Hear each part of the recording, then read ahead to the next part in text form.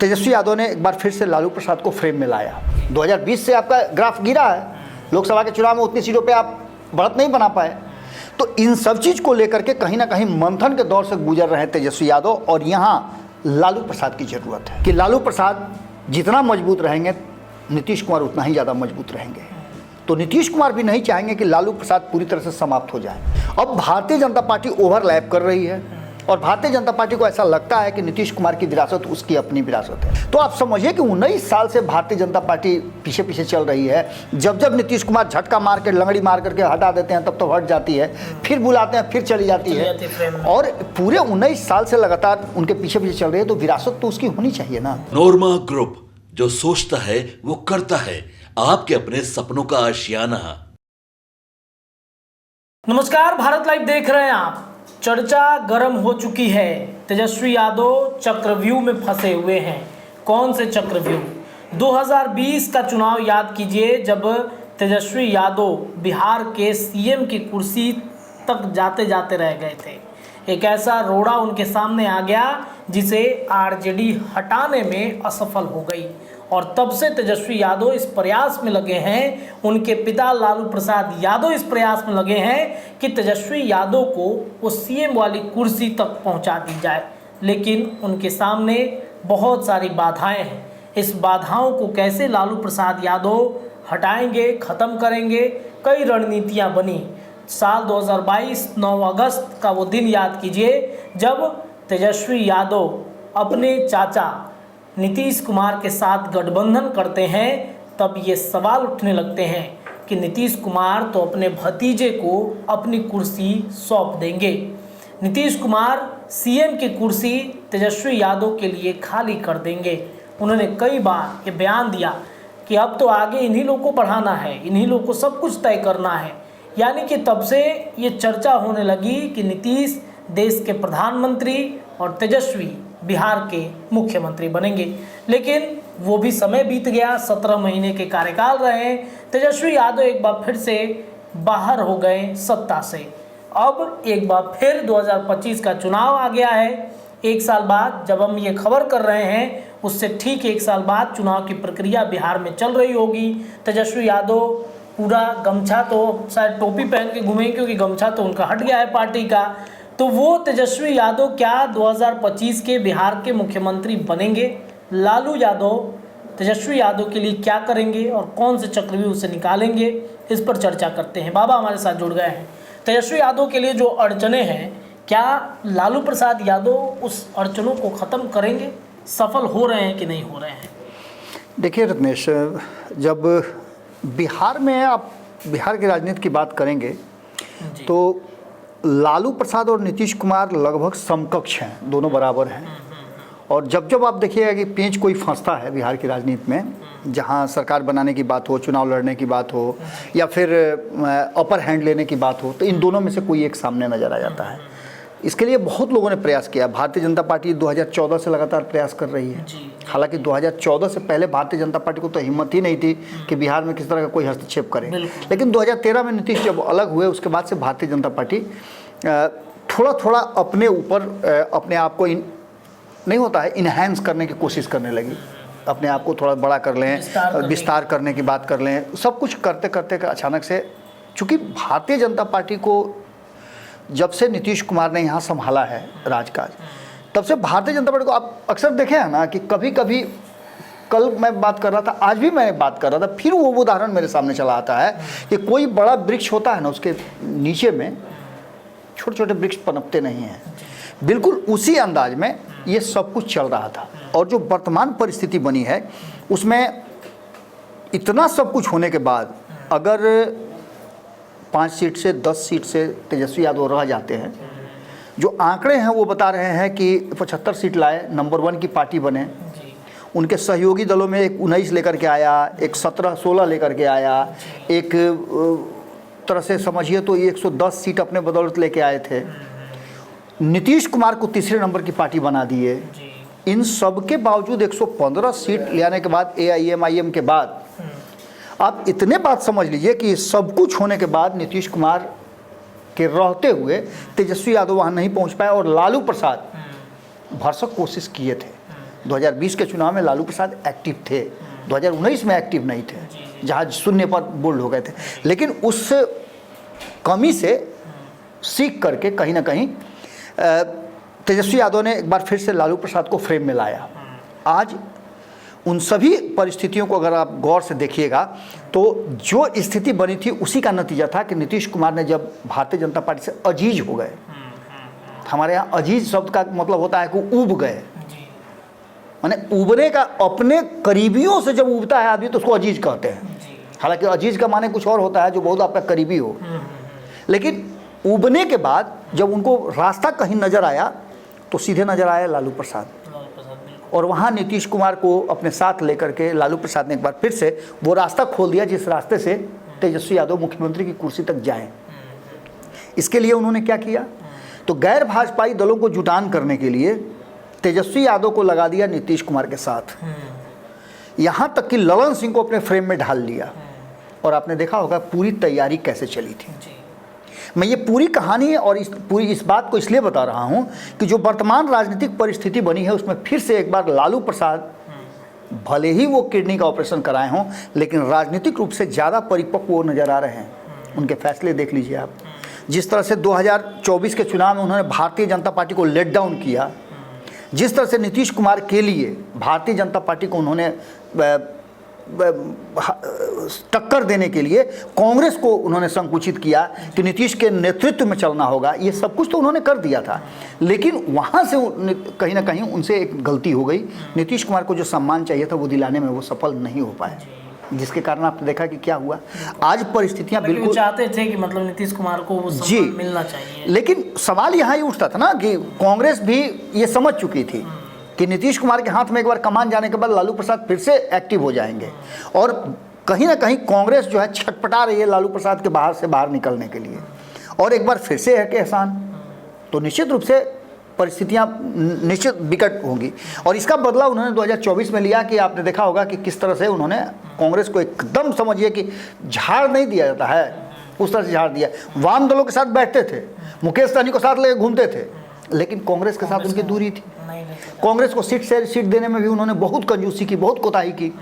ये सब कुछ मिला जुला करके अब इसके तरफ घूम के आ रहा था कि क्या आने वाला जो विधानसभा का चुनाव है, जो लक्ष्य है लालू प्रसाद का और तेजस्वी यादव का कि इस बार बिहार के मुख्यमंत्री की कुर्सी पर बैठना, उस लक्ष्य के तरफ जाने के पहले क्या इस 4 सीटों का चुनाव अहम है? इन 4 सीटों के चुनाव में क्या प्रतिष्ठा दांव पे लगी हुई है? और इस 4 सीटों के चक्रव्यूह से तेजस्वी यादव को लालू प्रसाद कैसे निकालेंगे? क्योंकि इसके साथ साथ 2020 से लेकर के 2024 तक के सारे चुनाव को देख लीजिए, जो मैं उपचुनाव की बात कर रहा हूँ, तो 5 के आसपास, आधा दर्जन के आसपास चुनाव हुए हैं। बिल्कुल हुए हैं।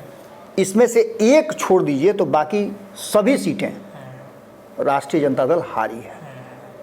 एक सीट जो नजर आ रहा है कुशेश्वर स्थान का, यही वो सीट था जो कभी जीत करके आए थे।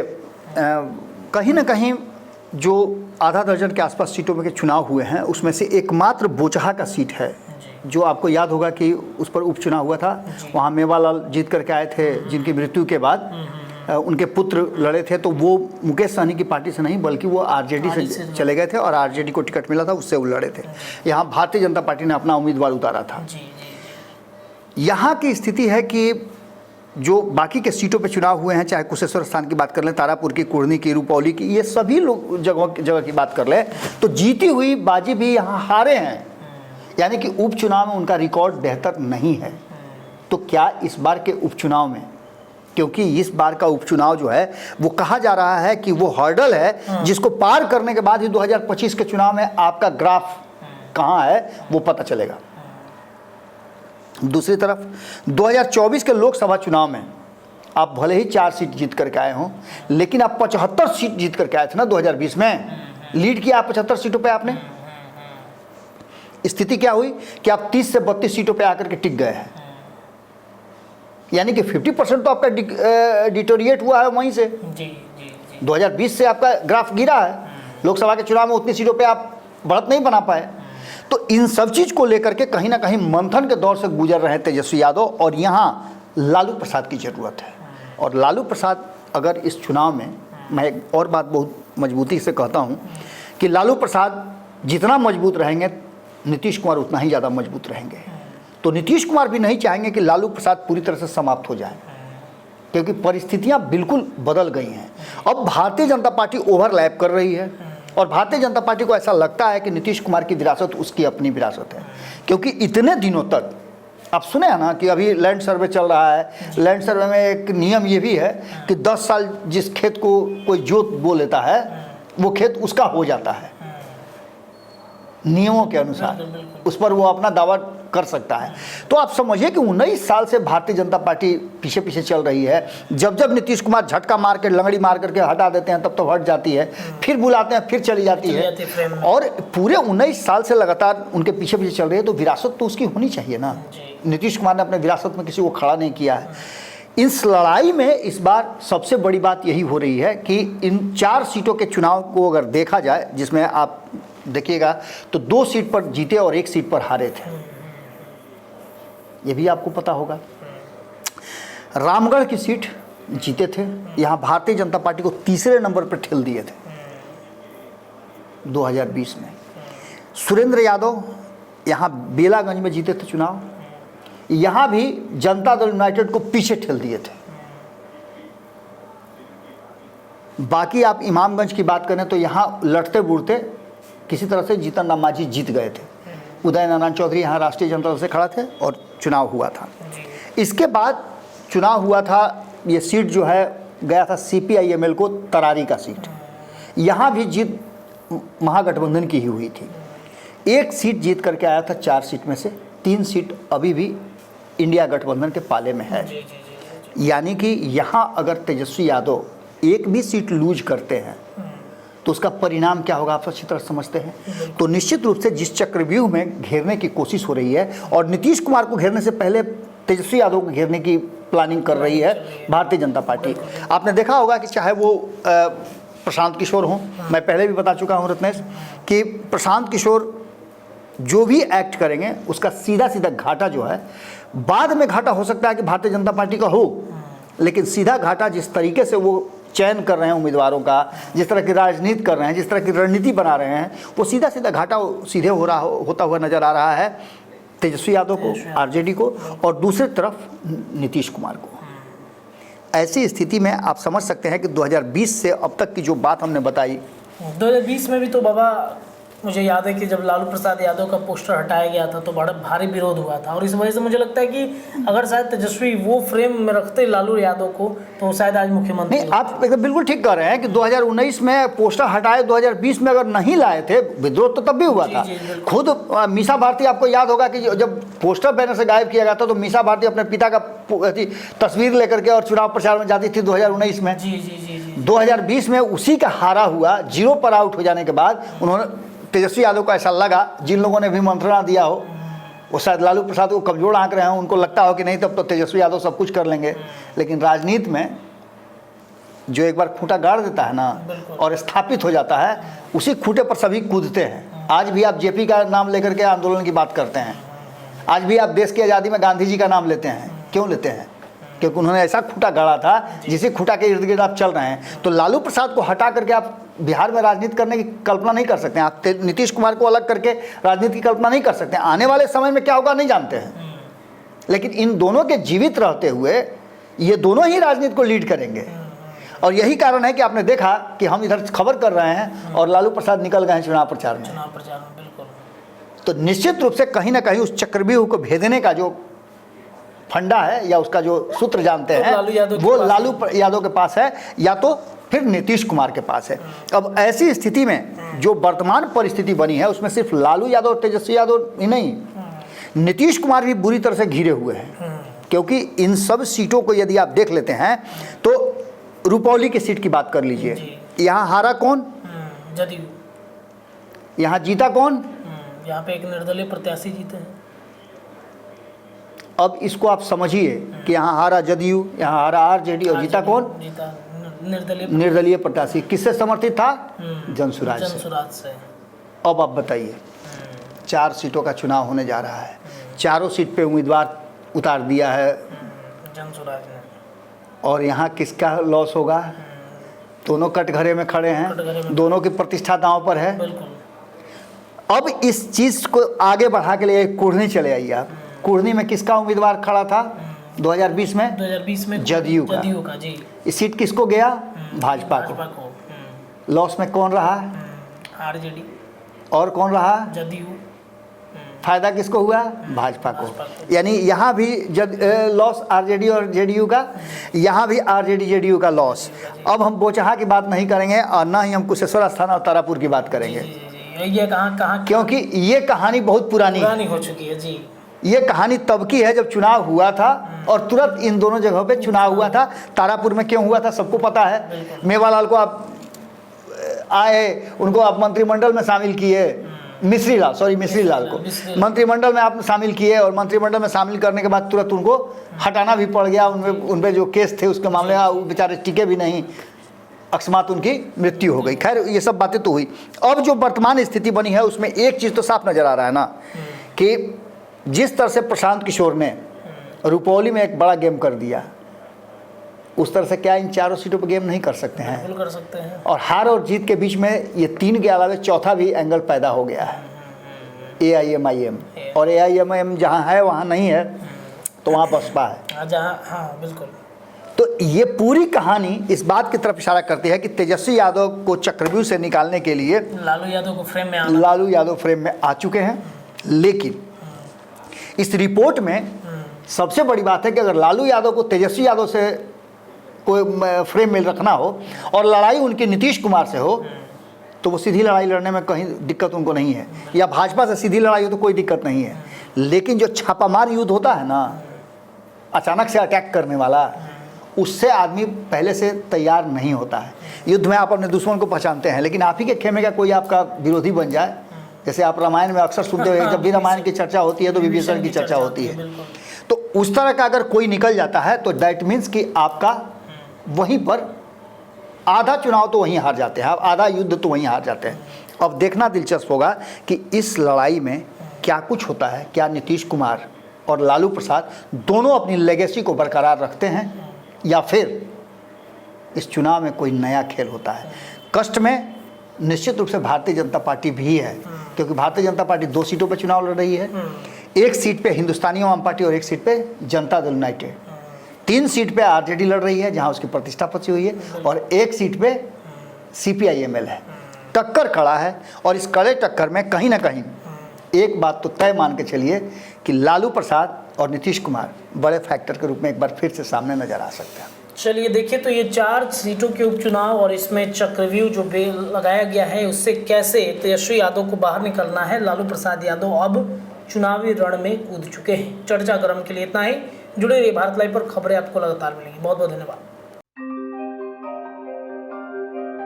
आपके सपनों को हमने सजाया है, ई-होम्स पैनोरमा को हमने बनाया है। ई-होम्स मेरा एक सपना था जिस पे मैं पिछले 4 साल से काम कर रहा था। हमने जो बनाया है वो सबने है माना। ई-होम्स पैनोरमा में हो आपका भी आशियाना। और फाइनली हमने 2021 में इस प्रोजेक्ट को लॉन्च किया। बहुत लोग अप्रिशिएट कर रहे हैं कि पूर्णिया जैसे शहर में, बिहार के, एक तो बिहार की बात करें उसमें भी पूर्णिया जैसे छोटे जगह में इस तरह का लाइफस्टाइल देना, ये सुन के हम लोगों को बहुत अच्छा लगता है। ई-होम्स में हमने कुछ और भी किया है, जैसे हम जिस जगह में रह रहे हैं हमारे फैमिली सिक्योर हो, उनको सिक्योरिटी का ध्यान में रखा है।